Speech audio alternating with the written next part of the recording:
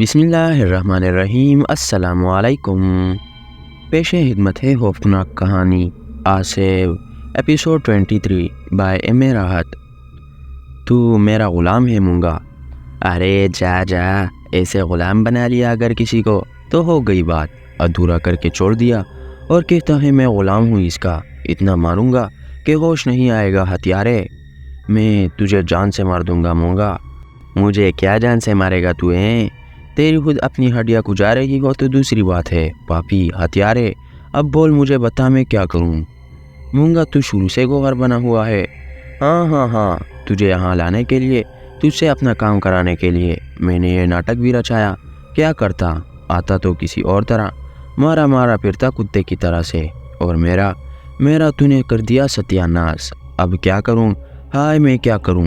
بیروں مہاراج، بچا لو مجھے اس پاپی سے، بچا لو، اسے مار دو یا پھر مجھے ختم کر دو۔ مونگا اس طرح بین کرنے لگا کہ میں عجیب سی نظروں سے اسے دیکھنے پر مجبور ہو گیا۔ مونگا، ارے ہاں بول، سن تو رہے ہے۔ دیکھ مونگا، میں نے وہ سب کچھ کیا جو تو نے کہا، حالانکہ تو نے مجھے دھوکہ دیا تھا۔ کیا کرتے تو بتا، آخر ہم کیا کرتے؟ ارے پاپی، ایک بھی تو کام نہیں کر کے دکھایا تو نے۔ ہم نے تجھے بہت کچھ دے دیا، اور اگر تو ہمیں مکمل کر لیتا تو تجھے راجہ بنا دیتے، بلکہ راجہ کیا مہاراج بنا دیتے، جہاں جاتا وہاں تیری جے جیکار ہوتی۔ پر ہمارا بیڑا کیوں غرق کر دیا تو نے؟ تجھے معلوم ہے مونگا کہ ایسا کیوں ہوا؟ ابے وہ تیرا کام ہے، وہ تیرا کرم ہے، ہمیں ایسی چیزوں کی کیا پرواہ ہے؟ ہمیں قبضے میں کرنے کے لیے نکلاتا تو سوچ سمجھ کر کام کرتا، کیوں پیر میں آ گیا دوسروں کے؟ مگر اب میں کیا کر سکتا ہوں؟ ہمیں قبضے میں کرنے کے لیے نکلاتا تو سوچ سمجھ کر کام کرتا، کیوں پیر میں آ گیا دوسروں کے؟ مگر اب میں کیا کر سکتا ہوں؟ کچھ نہیں، اب تو کیا کرے گا؟ تقدیر کے مارے ہم بھی کچھ نہیں کر سکتے، بس مارے پھر رہے ہیں، تو بھی اور ہم بھی۔ مگر مونگا، تو نے یہ سب کیا کیا؟ تو نے تو مجھے برباد ہی کر کے رکھ دیا۔ اور تو نے؟ مونگا نے سوال کیا۔ میں تو بس دھوکے میں مارا گیا ہوں۔ دھوکے میں تو ہم بھی مارے گئے ہیں پاپی، ورنہ جب تو نے جاب شروع کیا تھا اس سمے کوئی پتھر گھما کر تیرے سر پر مار دیتے اور تیرا کھیل ختم کر دیتے۔ ہم نے اس سمے یہ نہیں سوچا۔ مونگا، تو بھی مجبور ہے اور میں بھی مجبور۔ جا بھائی جا، مجبور۔ سن، اب ہماری اور تیری اس شرط پر چل سکتی ہے کہ تو کہیں نہ کہیں سے اب جاب کرنے والے کو تلاش کر جو ہماری گردن کو پورا کر دے اور ہمارا کام ہو جائے۔ ہمارا کام ہو گیا تو ہم تیرا کام بھی کر دیں گے، ورنہ پھر مارا پھر کتے کی طرح سے، تو ہے ہی اس قابل۔ مونگا، مجھے اکیلا چھوڑ کر نہ جا۔ ہاں، گردن کٹے تیرے پیچھے لگے رہے، کوئی کوپڑی ہماری گردن پر فٹ ہی نہیں آتی، اتنے سارے سر کاٹ چکے ہیں اب تک۔ ایسا کر، ایک کام کر لے تو۔ کیا مونگا؟ کوئی کوپڑی کاٹ کر ہماری گردن پر فٹ کر دے۔ چل مان لیں گے، کچھ نہ کچھ تو ہوگا۔ اب تو جیسے گھر کے ہیں نہ گاٹ کے، اپنے پریوار میں جاتے ہیں تو وہاں سے نکال دیے جاتے ہیں، باہر کسی کے سامنے آئے تو لوگ ڈر کر اور چیخ مار کر بھاگنے لگتے ہیں۔ ارے ہم کیا کریں پاجی، ہم کیا کریں؟ بس ٹھیک ہے مونگا، اگر ایسی بات ہے تو جا جہاں تیرا دل چاہے، میں بھی کوشش کروں گا کہ تیرا کام ہو سکے۔ مجھے تجھ سے بھی ہمدردی ہے مونگا، مگر اتنا تو بتا دے کہ گوہر کہاں ہے؟ کچھ نہیں بتانا مجھے، کوئی ایسا کام نہیں کرنا جس کا تو ہم سے کہے گا۔ بہت ہو گئی، بس بہت ہو گئی، مونگا نے کہا اور غصیلے انداز میں آگے بڑھ کر دروازے سے باہر نکل گیا۔ میں نے رندی ہوئی آواز میں اسے پکارا، مونگا رک جا مونگا، لیکن مونگا دروازہ کھول کر باہر نکل گیا تھا۔ نہ جانے کیوں میرے دل میں ایک گولا سا آ پھنسا اور پہلی بار میں اپنے آپ پر پھوٹ کر رو پڑا۔ ہاں، کیا ہو گیا ہے؟ کیا ہے میری زندگی؟ یہ مونگا تھا، گوہر نہیں تھی۔ کتنی خوش فہمیوں کا شکار رہا میں، کیسے میں نے اس سے گفتگو کی۔ گوہر کہاں ہے گوہر؟ میرا دل رونے لگا۔ بہت دیر تک میں بیٹھا رو رہا تھا۔ اب میری سمجھ میں نہیں آ رہا تھا کہ میں کیا کروں۔ یہ سہارا بھی چھن گیا تھا۔ میں خوش تھا کہ اور کچھ نہیں تو کم از کم گوہر کو سمجھانے کی کوشش کروں گا، اسے اپنے ساتھ شریک کر لوں گا ان حالات اور واقعات میں، لیکن گوہر کا تو پتہ ہی نہیں ہے۔ وہ بیچاری تو ہنوز لاپتہ ہے، اور یہ کمبخت مونگا تھا جس نے گوہر بن کر مجھے بیوقوف بنایا تھا۔ غصہ بھی آ رہا تھا اور وہ دوسرا کردار بھی تھا، پتہ نہیں وہ کون تھا۔ ہوگا اس مونگا کا کوئی ساتھی، چھیلا چپاٹا۔ اب کیا کروں؟ اب تو یہاں رکنا بے مقصد ہی ہوگا، میرے لیے یہ گھر اب تو خالی ہی ہوگا۔ مونگا چلا گیا، یہاں کیا رکھا ہوا ہے؟ بے بسی کے انداز میں اٹھا۔ صبح کا اجالا آہستہ آہستہ پھوٹنے لگا تھا۔ دروازے کے باہر قدم رکھا تو آنکھیں شدت حیرت سے پھیل گئی۔ وہ خوشنما کوٹھی اب ایک ویران کھنڈر معلوم ہو رہی تھی۔ جگہ جگہ اینٹوں کے انبار پڑے ہوئے تھے، ہر چیز ٹوٹی پھوٹی نظر آ رہی تھی۔ حیرانی کی بات یہ تھی کہ میرا کمرہ کیسے سلامت تھا۔ میں نے پٹی پٹی آنکھوں سے پلٹ کر اپنے کمرے کو دیکھا اور ایک بار پھر میرے ذہن کو دہشت کا ایک زوردار جھٹکا لگا۔ میرے کمرے کا تو دروازہ ہی غائب تھا، چوکھٹ اٹکی ہوئی تھی اور اندر کچھ بھی نہیں تھا۔ ٹوٹی پھوٹی اینٹیں، ایک طرف ایک بڑا سا سوراخ۔ میں دہشت سے چیخ پڑا اور اس کے بعد میں اس کندر میں دوڑنے لگا۔ یہ سب طلسم خانہ ہے، یہ سب طلسم خانہ تھا۔ نہ یہ حاجی کی رہائش گاہ تھی اور نہ وہ جگہ جہاں میں موجود تھا۔ کھنڈر، بھیانک کھنڈر۔ میں بے تحاشا بھاگتا ہوا دروازے سے باہر نکل گیا۔ زندگی نے ایک اور کروٹ بدل لی تھی۔ صحیح معنوں میں اگر یہ کہا جائے تو غلط نہیں ہوگا کہ میں اپنی اوقات پر آ گیا تھا۔ بہت سا وقت عیش و عشرت میں گزارا تھا اور اب زندگی کی صحبتیں میرے سامنے تھی، بس کوئی منزل نہیں تھی۔ آنکھوں میں صرف ایک ہی چمک تھی کہ کہیں کسی جگہ، کسی کونے، کسی گوشے میں گوہر کی صورت نظر آئے۔ اب پیسے بالکل ختم ہو گئے تھے، فاقہ کشی کی نوبت آ گئی تھی۔ نہ جانے کہاں کیا کر کے کھانے کا جتن کرتا تھا۔ تھوڑے سے پیسے ارینج ہو جاتے تھے تو ریل میں بیٹھ کر چل پڑتا تھا۔ جہاں تک کا ٹکٹ لے سکتا تھا وہاں تک کا ٹکٹ لیتا، اتر جاتا اور اس کے بعد گوہر کو تلاش کرتا۔ طویل عرصہ اس انداز میں گزر چکا تھا۔ میرا جسم بے حد کمزور ہو گیا تھا۔ لباس نام کی کوئی چیز دوسری میرے پاس نہیں تھی۔ بدن کے جو کپڑے تھے انہیں اتار کر دھونا بھی مشکل کام تھا۔ میلے چیکٹ ہو گئے تھے، شیو بڑھ گئی تھی، بال بکھر گئے تھے۔ کچھ سمجھ میں نہیں آتا تھا کہ کیا کروں۔ ایک دن ایسے ہی ایک درخت کے نیچے بیٹھا ہوا تھا۔ فاقہ کشی سے چہرے پر ہڈیاں نکل آئی تھی، آنکھوں کے گرد حلقے پڑ گئے تھے۔ کبھی پانی پیتے ہوئے شفاف پانی میں اگر مجھے اپنی شکل نظر آ جاتی تو خود پر ہنسی آنے لگتی تھی۔ میں اپنے آپ پر ظلم کر رہا تھا، لیکن اب کچھ کرنے کو دل بھی نہیں چاہتا تھا۔ مونگا بھی شاید مجھ سے مایوس ہو کر کہیں چلا گیا تھا۔ دو افراد اس کے حصول کی کوشش کر رہے تھے۔ راج بنسی کا حشر تو میں دیکھ چکا تھا، دوما کو پتہ نہیں مونگا کے حصول میں کامیابی ہوئی یا نہیں۔ اب مجھے اس کی کوئی پرواہ نہیں تھی۔ درخت کے نیچے بیٹھے بیٹھے گھٹنوں میں سر دیے یہی سوچ رہا تھا اور کوئی بات سمجھ میں نہیں آ رہی تھی۔ تھوڑی دیر کے بعد مجھے سکی کی کھنگ محسوس ہوئی تو یوں ہی گردن اٹھا کر میں نے دیکھا، لیکن اپنے سامنے جو کچھ دیکھا اسے دیکھ کر میں دنگ رہ گیا۔ میرے سامنے اچھی خاصی ریزگاری پڑی ہوئی تھی۔ گزرنے والے میرے سامنے سے گزرتے ہوئے میری صورت دیکھتے اور دو چار سکے میرے سامنے ڈال جاتے۔ مجھے تو پتہ بھی نہیں چل سکا تھا، لیکن اب اندازہ ہوا تھا کہ لوگ مجھے بھیگ دے رہے ہیں۔ اب یہ نوبت آ گئی ہے۔ اچانک ہی یہ سکے دیکھ کر میرے پیٹ میں انٹریوں نے شور مچانا شروع کر دیا۔ جس انداز میں جو کچھ ملا ہے وہ تو میری تقدیر کا ایک حصہ ہے اور تقدیر کے لکھے ہوئے کوئی نہیں ٹال سکتا۔ کم از کم کچھ فائدہ ہی ہوا۔ میں نے سکے سمیٹے اور وہاں سے آگے بڑھ گیا۔ کافی فاصلے پر ایک نان بائی کا ہوٹل نظر آ رہا تھا۔ نان بائی اپنے سامنے دیگیا سجائے ہوئے بیٹھا تھا، مکیا مار رہا تھا۔ میں اس کے پاس پہنچا اور اس سے کھانا طلب کیا تو اس نے مجھے گھورتے ہوئے کہا، مسلمان ہو یا ہندو؟ میں نے چونک کر اسے دیکھا۔ مسلمان ہوٹل ہے، گوشت ملے گا۔ میں نے بڑی مشکل سے کہا، بھائی مسلمان ہوں۔ بیٹھ جاؤ، معاف کرنا ایسے ہی پوچھ لیا تھا، اب کسی کے چہرے پر تو نہیں لکھا ہوتا۔ میں میز کے پیچھے پڑی ہوئی کرسی پر جا بیٹھا۔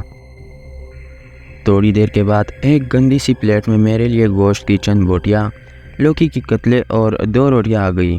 خدا کا شکر ادا کر کے میں نے ہاتھ بڑھا کر کھانا شروع کر دیا۔ یہ بیک کا پہلا کھانا تھا۔ کہا جاتا ہے کہ اگر انسان کے بدن میں یہ رزق اتر جائے تو پھر وہ کسی اور کام کے قابل نہیں رہتا۔ ایسا ہی ہوا، پیٹ بھر گیا۔ دکاندار کو 2 روپے ادا کیے اور اس کے بعد وہاں سے آگے بڑھ گیا۔ اب میری زندگی بیک کی مرہون منت ہو گئی تھی۔ جو حلیہ بن چکا تھا اس کے بعد مانگنے کی ضرورت نہیں پیش آتی تھی، لوگ خود بخود دے دیا کرتے تھے۔ کہیں کسی بھی جگہ بیٹھ جاؤں بس کچھ نہ کچھ مل ہی جاتا تھا، اور جو کچھ مل جاتا تھا اس سے پیٹ بھر لیا کرتا تھا۔ رات کو کسی بھی جگہ جا کر پڑا رہتا، اپنی بربادی پر روتا رہتا تھا۔ بہرحال میں آگے بڑھتا رہا، جگہ چھوڑتا رہا۔ اب ایک طرح سے میں ایک باقاعدہ بھکاری بن گیا تھا۔ اس دن ایک شہر کی ایک انتہائی خوبصورت سڑک سے گزر رہا تھا۔ اپنے انداز پر خود ہی آنسو نکل آتے تھے۔ دفتن میں نے ایک شاندار اور قیمتی کار دیکھی جو ایک عالیشان بنگلے کے سامنے آ کر رکی تھی۔ اس کار سے ایک شخص نیچے اترا، شاندار سفید لباس میں ملبوس، چہرہ دیکھنے کے قابل۔ زندگی کی چمک دوڑ رہی تھی اس چہرے پر۔ جس کار سے وہ اترا تھا اس کار میں ایک بہت حسین عورت بھی بیٹھی ہوئی تھی۔ میں ان لوگوں سے زیادہ فاصلے پر نہیں تھا۔ اس شخص نے عورت سے کہا، کملوتی، کل صبح 10 بجے یہاں پہنچ جانا، میں انتظار کروں گا۔ ٹھیک ہے ڈارلنگ، ظاہر ہے تمہارے علاوہ کہاں جاؤں گی۔ وہ شخص کوٹھی کے گیٹ کی جانب بڑھا، لیکن میری آنکھیں شدت حیرت سے پھیلی ہوئی تھی۔ اب میری یادداشت اس قدر کمزور بھی نہیں تھی کہ میں اس چہرے کو نہ پہچان پاتا۔ وہ دھوما چمار تھا، لیکن اس وقت کے دھوما چمار اور سامنے کھڑے ہوئے دھوما چمار میں زمین آسمان کا فرق تھا۔ جب میں نے اسے جاپ کرتے ہوئے دیکھا تھا، اس وقت وہ ایک شاندار ململ کے کرتے اور دھوتی میں ملبوس تھا۔ گلے میں سونے کی زنجیر پڑی ہوئی تھی، ہاتھوں میں 10 انگوٹھیاں موجود تھی۔ اتنا خوبصورت اور صاف ستھرا لباس پہنے ہوا تھا وہ کہ اس کی شخصیت کو دیکھ کر رشک آتا تھا۔ چہرے بھی صاف ستھرا تھا۔ دھوما چمار نے اپنا جیون بدل لیا تھا، لیکن میری آنکھیں اب بھی اسے دیکھ کر دھوکہ نہیں کھا سکتی تھی۔ یقینی طور پر انسانی شکلوں میں مماثلت ہوتی ہے، مگر اس قدر بھی نہیں جتنی مجھے دھوما چمار اور اس شخص میں نظر آ رہی تھی۔ میں کار کو آگے بڑھتے دیکھتا رہا۔ عورت تو کار میں بیٹھ کر چلی گئی تھی اور دھوما چمار اس بڑے گیٹ سے اندر داخل ہو گیا تھا۔ گیٹ پر ایک چوکیدار کھڑا ہوا تھا، کوئی بھلا مانس تھا۔ مجھے اس طرح کھڑے ہوئے دیکھ کر خود میرے قریب آیا۔ بھوکا ہے؟ اس نے سوال کیا اور میں چونک کر چوکیدار کو دیکھنے لگا۔ پھر میں نے آہستہ سے کہا، نہیں بھائی، تمہاری مہربانی، کچھ پیسے چاہیے؟ لے۔ اس نے جیب سے 2 روپے نکال کر میری طرف بڑھا دیے اور میں نے شکریہ ادا کر کے لے لیے۔ سیٹھ جی کے پیچھے آیا ہوگا کہ کچھ مل جائے؟ ہاں، میں نے کہا۔ ارے پاگل، یہ بڑے لوگ کبھی کسی کو کچھ دیا کرتے ہیں بھلا؟ خواہ مہاں تم لوگ ان کے آگے ہاتھ پھیلاتے ہو۔ مانگنا ہے تو اپنے جیسے کسی غریب سے مانگا کرو، تمہاری ضرور مدد کرے گا۔ چوکیدار کے الفاظ اس قدر سچے اور کرے تھے کہ میں نے انہیں دل سے تسلیم کر لیا۔ پھر میں نے کہا، ٹھیک کہتے ہو بھائی، بیٹھ جا، کچھ کھانا وغیرہ کھائے گا؟ کھلاؤ گے؟ ہاں کیوں نہیں، بھوکا ہے تو کھا لے، غریب کے پاس جو کچھ ہے غریب کے لیے حاضر ہے۔ ادھر بیٹھ جا، اس نے گیٹ سے ایک طرف اشارہ کر کے کہا اور میں زمین پر بیٹھ گیا۔ ابھی آتا ہوں، اس نے کہا اور اندر چلا گیا۔ میں خاموشی سے وہاں بیٹھا سوچتا رہا۔ میں نے دل میں سوچا کہ کم از کم اس شخص سے دھوما چمار کے بارے میں معلومات تو حاصل ہو سکے گی۔ یہ تو پتہ چل جائے گا کہ میری سوچ غلط ہے، یہ میری آنکھوں نے اسے صحیح طور پر شناخت کیا ہے۔ تھوڑی دیر کے بعد وہ شخص واپس آیا۔ ڈاک کے پتوں میں آلو کی ترکاری رکھی ہوئی تھی، 6 پوریاں، تھوڑا سا حلوہ بھی بنا ہوا ایسے ہی پتوں پر جو دونے کہلاتے ہیں رکھا ہوا تھا۔ اس نے احترام کے ساتھ اپنی جیب سے رومال نکال کر زمین پر بچھایا اور وہ ساری چیزیں اس پر رکھ دی۔ در حقیقت اس وقت ایک غریب کے دل میں ایک غریب کی محبت جاگی تھی۔ دین دھرم کے رشتے کو معلوم کیے بغیر اس نے میری یہ مدد کی تھی۔ پھر اس نے کہا، کھانا کھا لے، اس کے بعد پانی تجھے اوک سے پینا پڑے گا۔ ٹھیک ہے، میں نے جواب دیا۔ پھر میں کھانے میں مصروف ہو گیا۔ کیا لطف آ رہا تھا اس وقت اس کھانے میں۔ ایسا کھانا میں ہزاروں کو کھلا سکتا تھا، لیکن تقدیر نے مجھے خود بھی یہ لمحات دکھائے تھے، شاید یہ تجربہ کرانے کے لیے کہ دیکھو زندگی میں ہر شخص کو اس طرح کی ضرورتیں پیش آ سکتی ہے۔ اگر ہو سکے تو اپنے جیسے انسانوں کے ساتھ بہتر سلوک کرنا، تاکہ اگر کبھی وقت تمہیں اس قسم کا موقع دے تو تمہیں یہ احساس ہو جائے کہ بھوک کیا چیز ہوتی ہے، انسان کیا چیز ہوتا ہے، دلجوئی کیسی چیز ہوتی ہے۔ یہ سب کچھ انسان کے لیے فرض ہے اور انسان کو انسان کے کام آنا ہی چاہیے۔ اس وقت کچھ ایسی بھوک لگی ہوئی تھی یا پھر یہ کھانا اتنا مزیدار تھا کہ سارے کا سارا چٹ کر گیا۔ کچھ لمحوں کے بعد وہ پیتل کا ایک لوٹا لیے ہوئے آیا اور اس نے کہا، کھا لیا؟ ہاں، لو پانی پی لو۔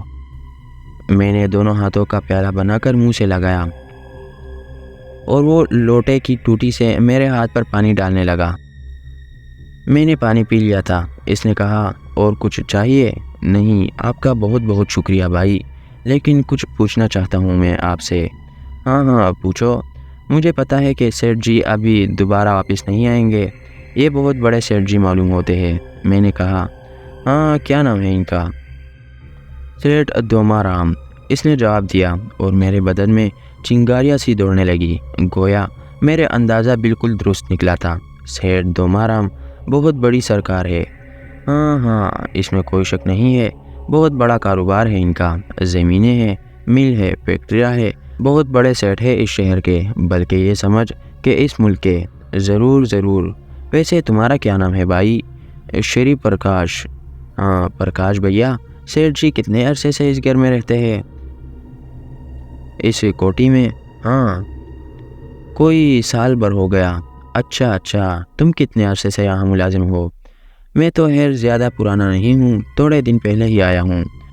سیٹھ جی کو تم نے یہاں آنے کے بعد ہی دیکھا ہوگا۔ تو اور کیا، کوئی خواب میں دیکھتا کیا؟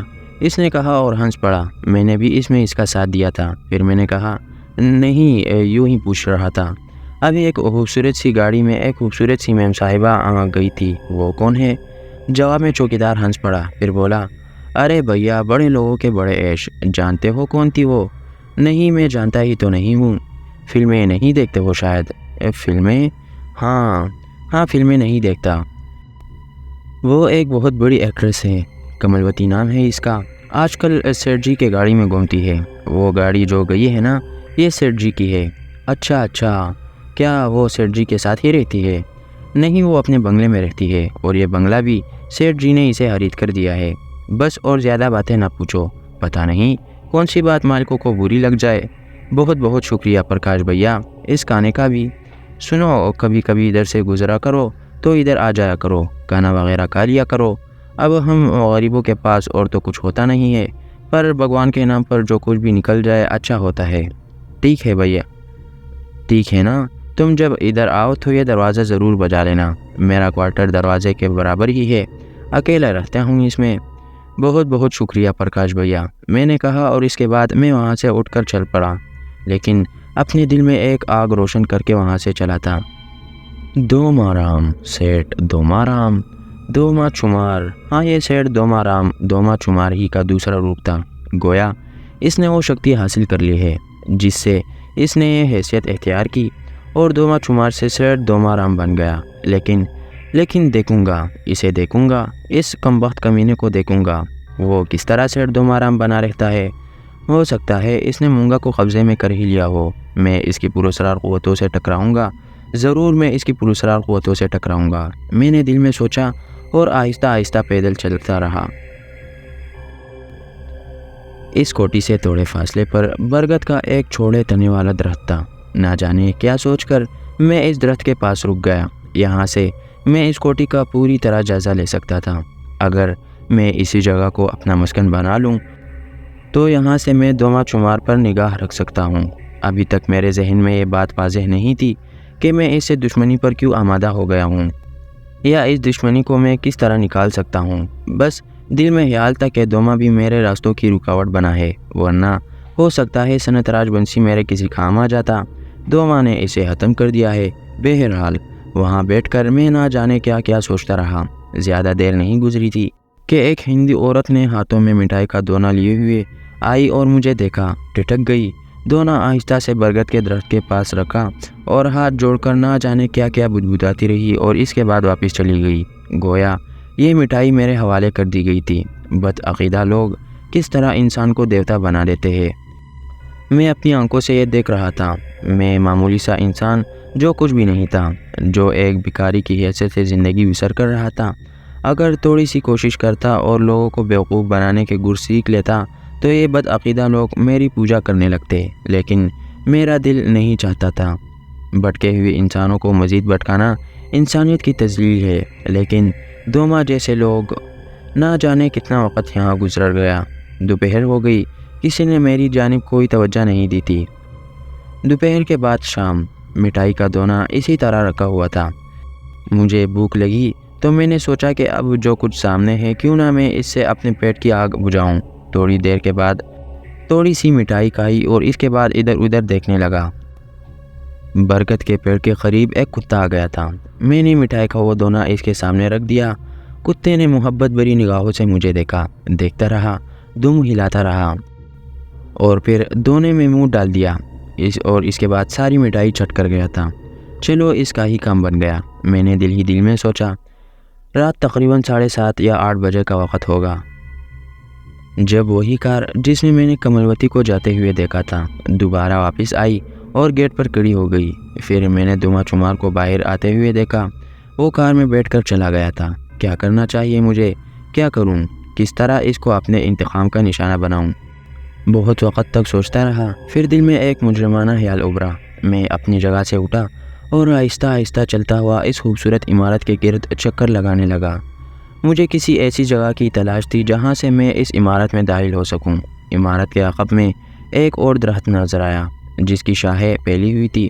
درخت عمارت کے بیرونی حصے میں تھا لیکن شاخیں عمارت کے احاطے کی دیوار کے اندر تک جاتی تھی۔ یہ ایک اچھی جگہ ہے، میں نے سوچا اور اس کے بعد درخت کے اوپر چڑھنے لگا۔ درخت کی ایک شاخ پر پہنچنے کے بعد میں نے آہستہ آہستہ آگے کا سفر طے کیا اور پھر شاخ کے انتہائی سرے پر جا بیٹھا۔ نیچے کا منظر دیکھا۔ عمارت احاطے کے درمیان میں تھی۔ یہ جگہ بالکل خالی تھی، کوئی انسان یہاں موجود نہیں تھا۔ مجھے کافی نیچے کودنا تھا۔ میں انتظار کرتا رہا۔ پھر رات کے تقریباً 9 ساڑھے 9 بجے کا وقت ہوگا۔ میں اسی شاخ پر بیٹھا ہوا اندر کا جائزہ لے رہا تھا، یہاں تک کہ میں یہاں بیٹھے بیٹھے تک گیا۔ میں نے سوچا کہ کوئی اچھی جگہ تلاش کرنی چاہیے، چنانچہ میں شاخ سے نیچے کود گیا۔ پیروں میں اچھی خاصی چوٹ لگی تھی، بدن میں بھی اب وہ جان نہیں رہی تھی جو پہلے کبھی تھی۔ بہرحال چند لمحات اپنے پاؤں کی چوٹوں کو سہلاتا رہا اور اس کے بعد وہاں سے آگے بڑھ کر عمارت کے آبی حصے میں پہنچ گیا۔ پھر مجھے ایک ایسی جگہ کی تلاش میں کوئی دقت نہیں ہوئی جہاں میں عمارت میں داخل ہو سکتا۔ باغلی سمت میں ایک برآمدے جیسی جگہ تھی، اس کے نیچے سیڑھیاں بنی ہوئی تھی۔ ان سیڑھیوں سے گزر کر میں برآمدے میں داخل ہوا اور وہاں سے آگے بڑھ کر اس عمارت میں جو دوما کی رہائش گاہ تھا۔ عمارت میں شاید بہت کم لوگ رہتے تھے۔ دوما یہاں عیش و عشرت کی زندگی بسر کر رہا تھا۔ بال بچوں والا تو تھا نہیں، بس یوں ہی عیاشی کی زندگی میں گزر بسر کر رہا تھا۔ کالے جادو کا یہ ماہر کس طرح انسانوں پر اپنا وقار قائم کیے ہوئے تھا۔ لیکن میں سب کچھ ختم کر دوں گا، سب کچھ ختم کر دوں گا۔